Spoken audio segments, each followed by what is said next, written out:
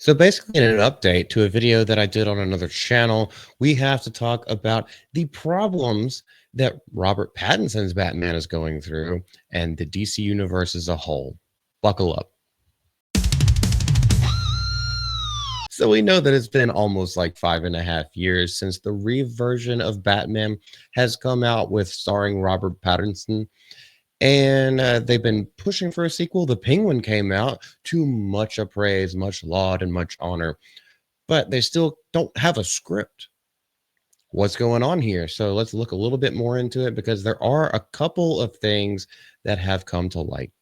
So obviously, the Reeve version of the Batman came out before James Gunn took over the DCU.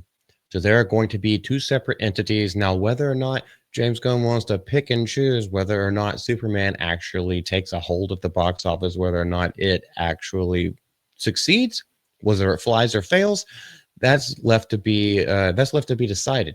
And I think the reason why we're still not getting any like really tangible news on any of this as far as the Batman sequel goes is exactly for that reason, because they do hold a very dark tone. No script for the Batman sequel. The Penguin season 2 is still a question mark.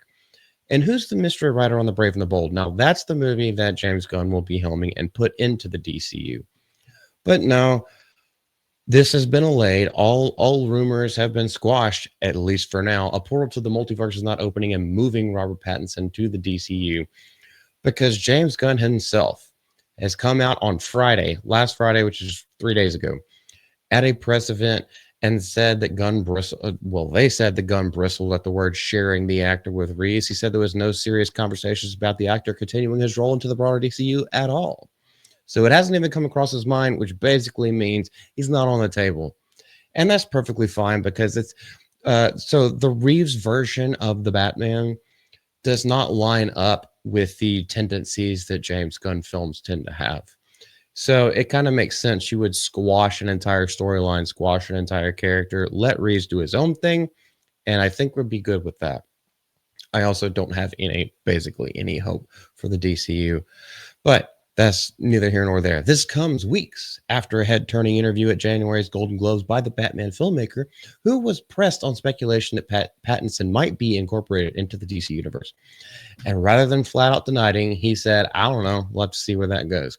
So what I kind of think is he was hopeful. That's kind of what it makes me think.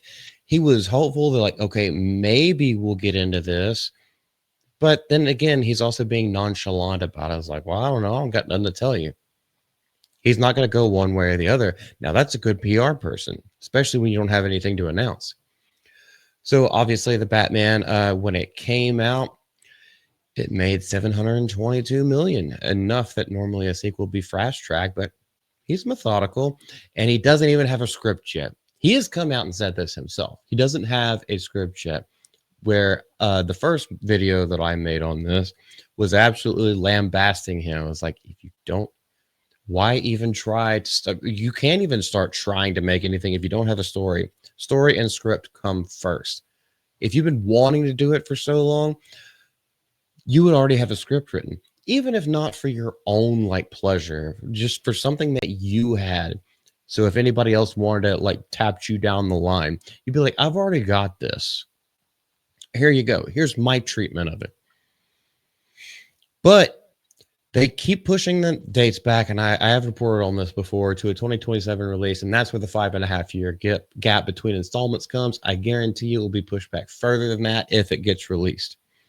The film and the Penguin TV spinoff exists in a universe separate from the main DCU. Yes, the Penguin is in the same universe as the Reeves because they were both showrun by the same people. Now, going to the Brave and the Bold, Gunn's thing, that centers on Batman and his son Damian. And Andy Muschietti, this little bastard, this guy is a real piece of work. I wouldn't trust anything that comes out of him. He was announced as director and producer, so I don't think we're really going to get something faithful, not a faithful adaptation. It's definitely going to have some stuff shoehorned into it. And at the end of the day, this is one of those guys, as referenced in some of the stuff that I've pulled up in past videos. He doesn't care about the fans. He cares about getting himself ahead of the line. You know, that little offside at the starting line. So Gunn went so far as to say he was now the driving force of the title. Everybody knows I love Batman.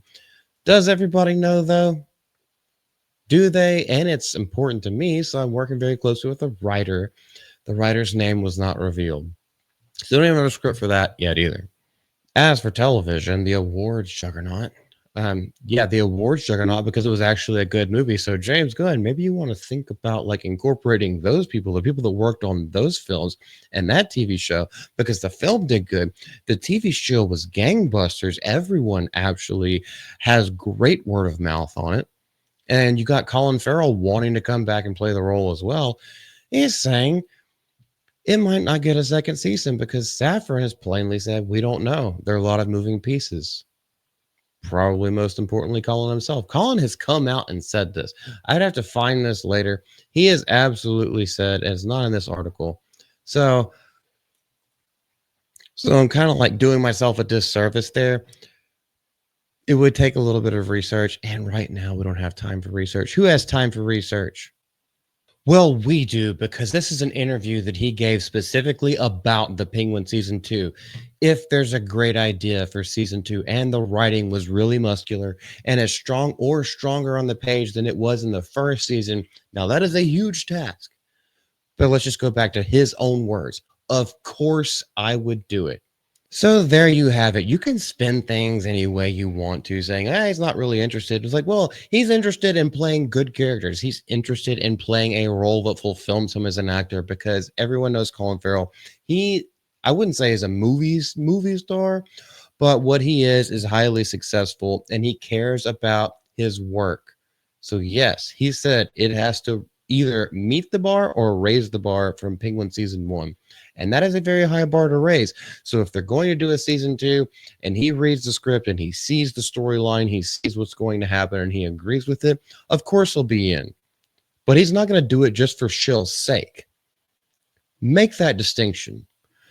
If you guys have anything to say about this, please leave it down in the comment section below.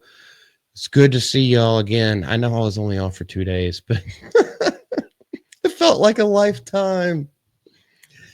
This is the Mouth of Malty tentatively called right now. I don't even know what I'm going to go with in the future, but it's just on the Malty channel, which is where you are. So please give us a subscribe, a like to the video, and let us know your thoughts about how we should move forward.